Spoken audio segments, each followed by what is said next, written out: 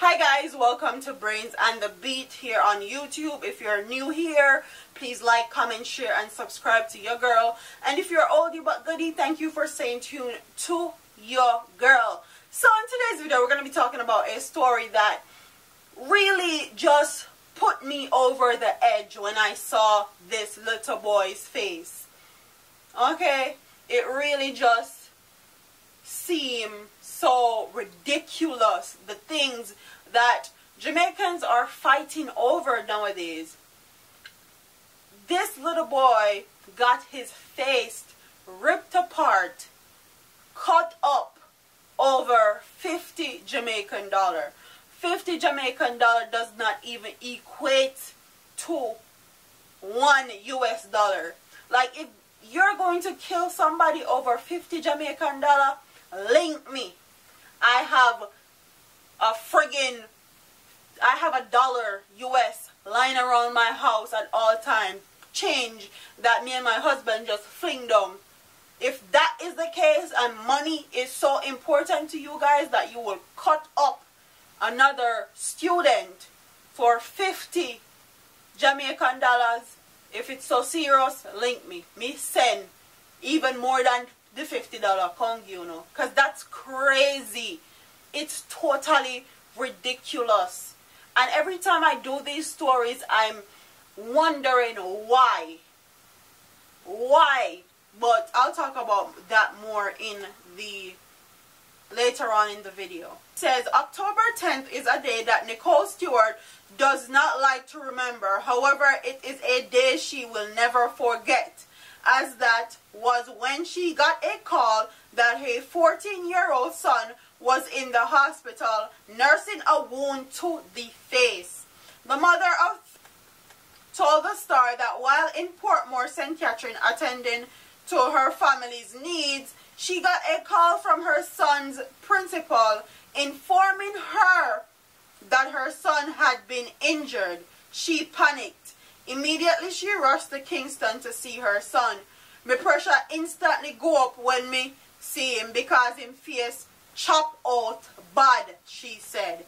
Them chop out the boy face with 50 Jamaican dollar. 50 Jamaican dollar does not even equate to $1 US. And if you guys see this boy's face, I'm going to insert a picture of how bandaged up his face is, so you know it's bad.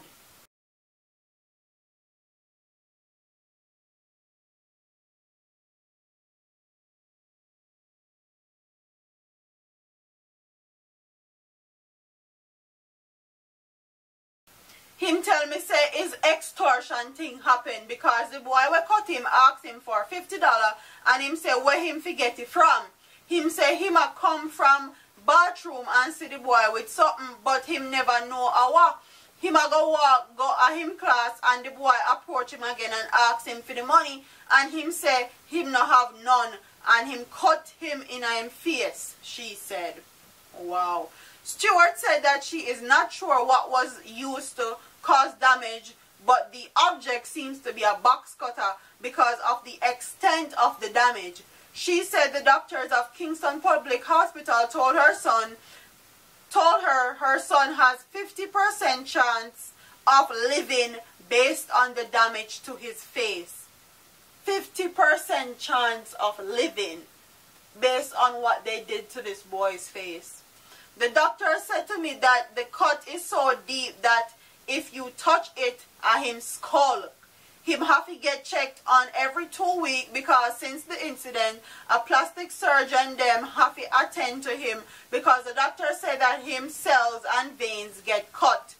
Stewart, who has now $70,000 bill at Kingston Public Hospital, said that she is stressed and not sure what to do because the bills are piling up. She said that the school has made no attempts to help her out and she is yet to get any assistance from the mother whose child injured her son. The police called and said that I should get the doctor to say what is needed, but this not going to help me. Every time I go to the hospital, they look at me. Me get another prescription to fill. Me spend so much money me not even can count, and him him have enough session left. Stewart believes that she may not get the justice she deserves, especially after her son was arrested and charged last Friday for wounding with intent. She also had to pay $50,000 for his bail. Last week, after them talk to the lady, them say them have to charge my son based on the information the child's mother gave them.